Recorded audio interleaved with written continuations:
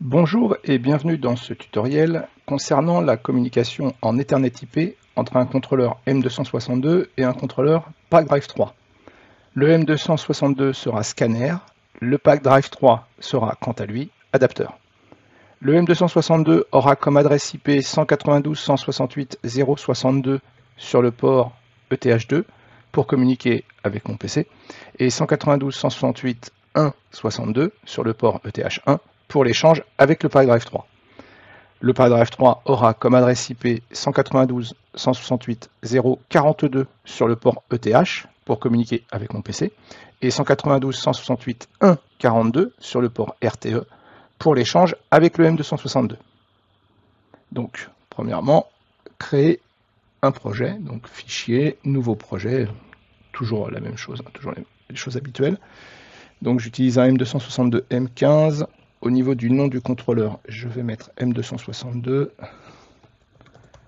J'utilise la version 2.2.1 de Machine Expert. Et LMC 402. Voilà, parce que c'est un LMC 402, donc c'est un LMC Pro 2 que j'utilise. Voici.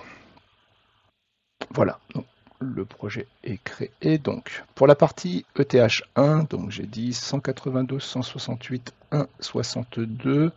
On va mettre un masque de sous-réseau standard, pas d'adresse de passerelle. Et comme d'habitude, j'active tous les protocoles, même si on n'en a pas besoin. C'est juste pour être sûr.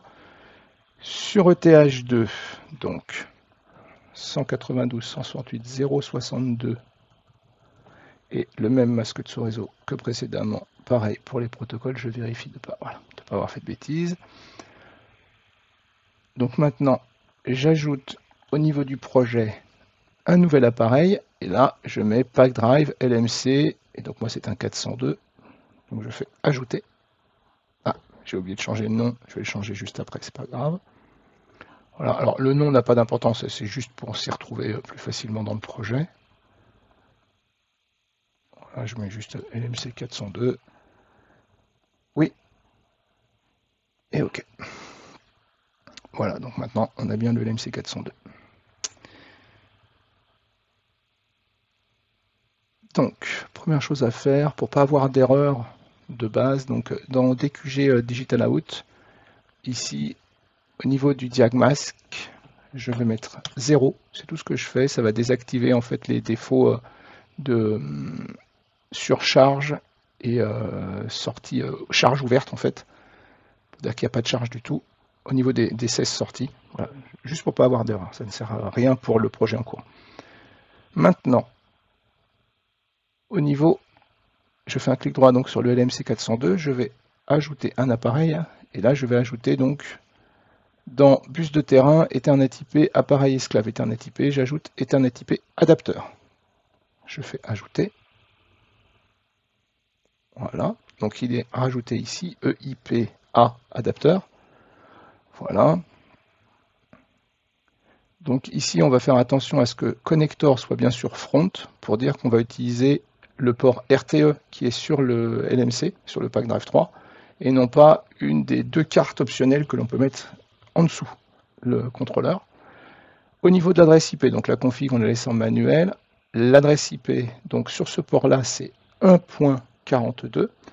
Je laisse le masque de sous-réseau standard et pour la passerelle, je mets 0 partout.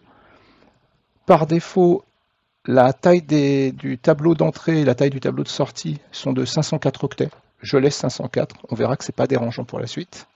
Voilà, et je ne touche à rien d'autre. De toute façon, tout le reste est en lecture seule. Bon, ici, on peut vérifier qu'on est bien en front. Et c'est tout. Et donc, dans Input Area, ici, on voit le tableau des entrées, donc les 504 octets. Et, pardon, Output Area, on voit ici le tableau des 504 octets. Alors, tout est en octets parce que par défaut, vous verrez après dans le fichier EDS, en fait, alors je ne vais pas montrer le fichier EDS, mais dans le fichier EDS, tout est paramétré en octets.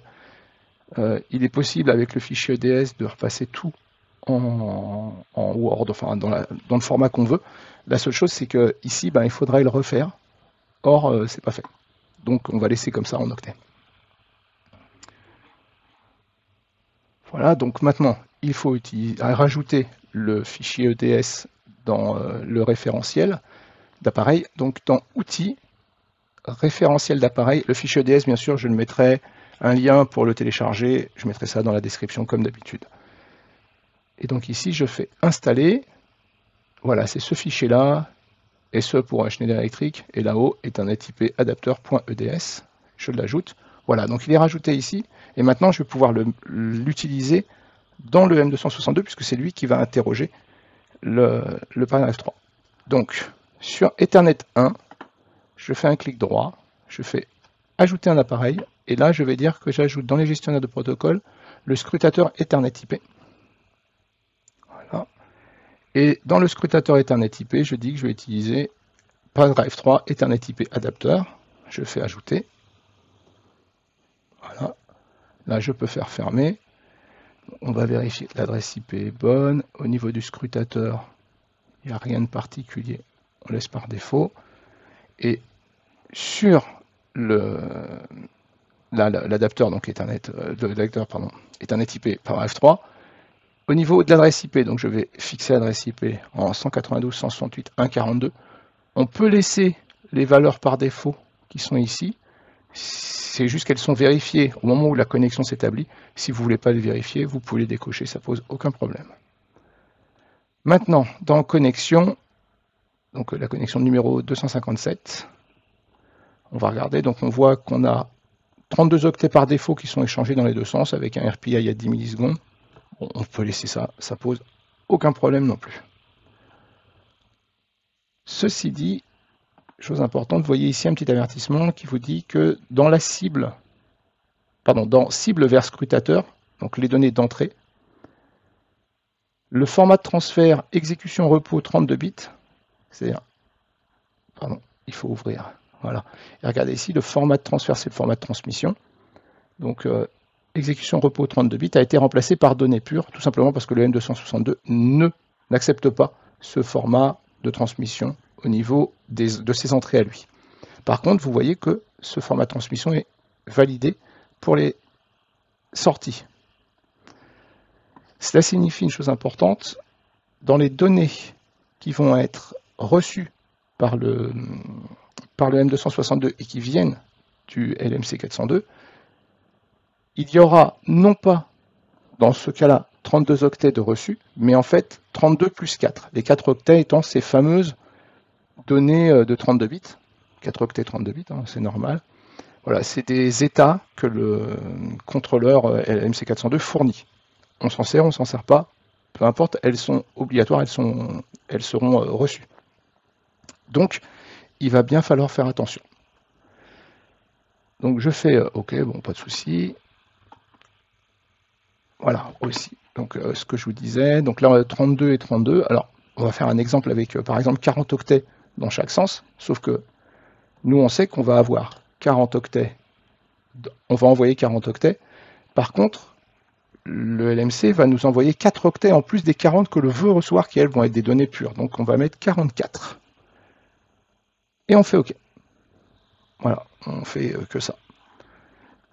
Et donc maintenant, il va falloir se connecter et transférer les données vers les deux contrôleurs. Enfin, pardon, transférer le projet vers les deux contrôleurs. Donc, le M262, je double-clique dessus, ici pour ouvrir sa fenêtre.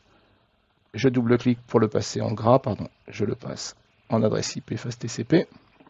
Voilà, je fais la même chose pour le LMC, paramètres de com, adresse IP face TCP, et je valide la com. Donc là, je vais envoyer les données vers le M262.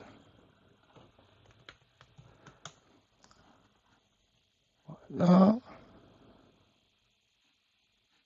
Oui.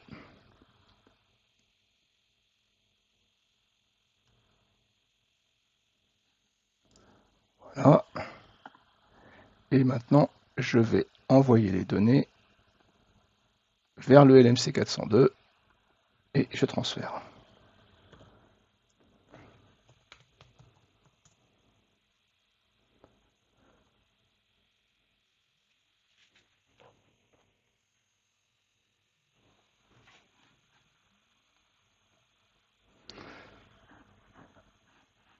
Alors on voit en fait j'ai débranché la partie Ethernet 1, elle n'est pas branchée physiquement entre le M262 et le LMC 402, donc je mets en run, on voit on a une petite erreur, bon là on a une erreur de partout, donc je vais rebrancher ça tout de suite.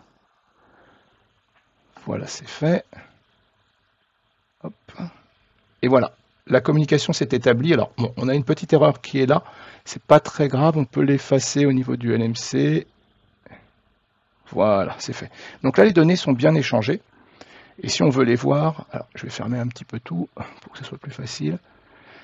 Alors je vais ouvrir donc les entrées du côté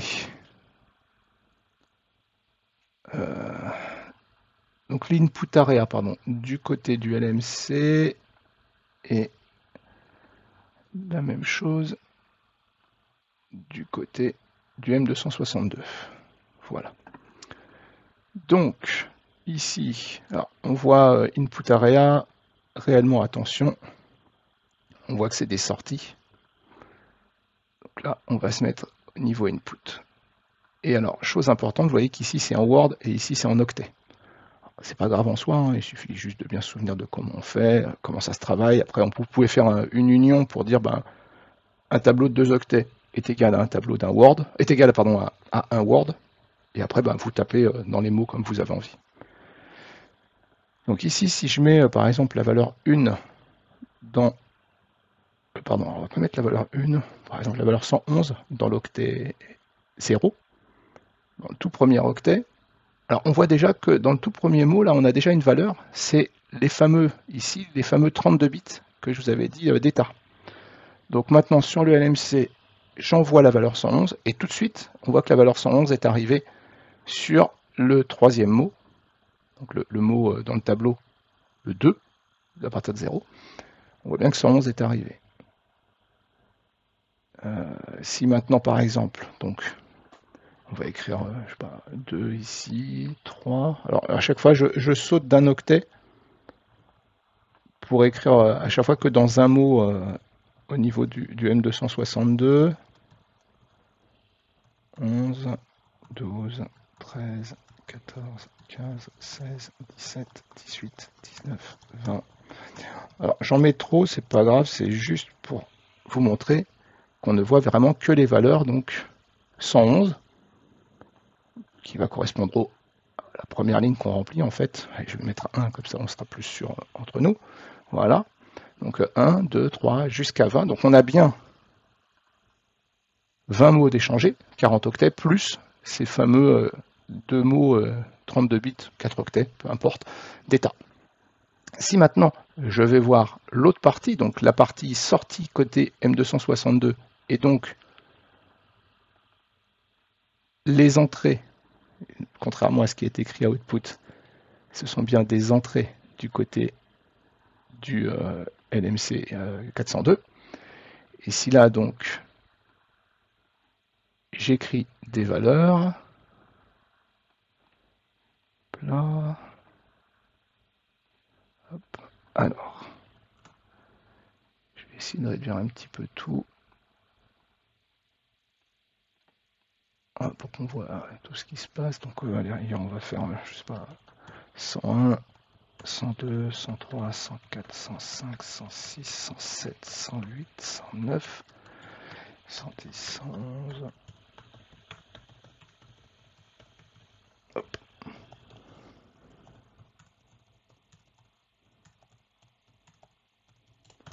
Voilà, CTRL F7, j'envoie, et là on voit bien, tous les 2 octets, on a bien 101, 102, 103, et donc 120, et puis après c'est vide.